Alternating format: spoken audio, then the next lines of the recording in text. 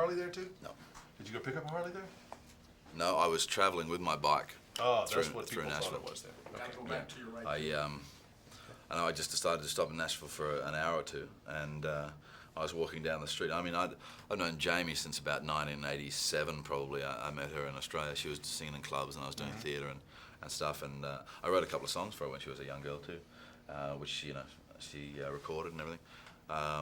I was just walking down the street and I saw her name on this board and I was like, nah, couldn't possibly be, because I hadn't heard from her in a decade, And then all of a sudden you're in the show with her. I just said to the security guy, Jamie O'Neill's not from Melbourne, is she, mate? He goes, well, yes, sir, I believe she is. I was like, all right. So we Did he know who you were? Yeah, I got treated very nicely you by the people there, and I had ended up sharing a booth with the bloke who owns the Titans and stuff, And I went backstage. In fact, they were very accommodating because we had a truck full of gear. I was on my way from Texas to New York to shoot Beautiful Mind. And I don't know if you remember it, at that time, it was a couple of years ago, 2001. It was that time where there was snow everywhere, Yeah, it was a very cold winter. And they let us put our vehicles downstairs at the venue and all that sort of stuff, So when I went backstage to see her, it was fantastic. It was like we hadn't, had only just seen each other the day before or whatever. And she said, well, now that you're here, you're definitely singing with me on stage. And it was like, well, I just so happen to have my guitar downstairs, and so that... So if all things were different, you might have had a musical career, couldn't you? I mean, you have fun doing it, but I mean, things would have gone differently.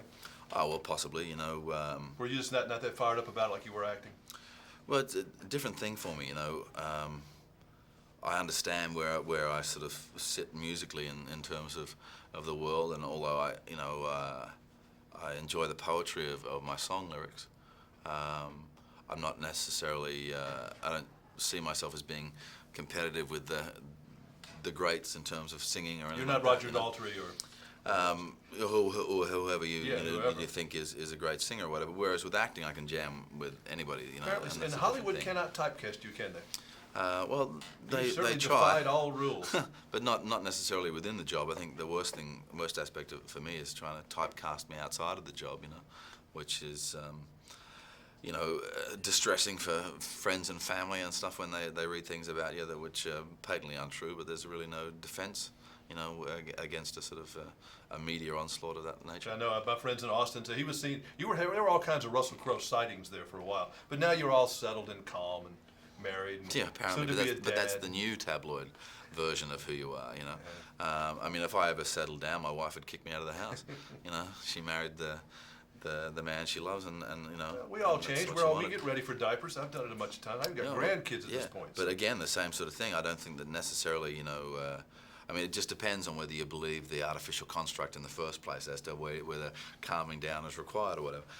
I'm very much looking forward to meeting the boy who is my son, and learning a whole bunch of new things and discovering things. But I think the person that I am in reality and what I've achieved from where I started, these are the sort of things that are imperatives for me to give to him, whatever he wants to be, whether he wants to be, whatever he decides he's going to be, the persistence to follow your dreams and make your own luck.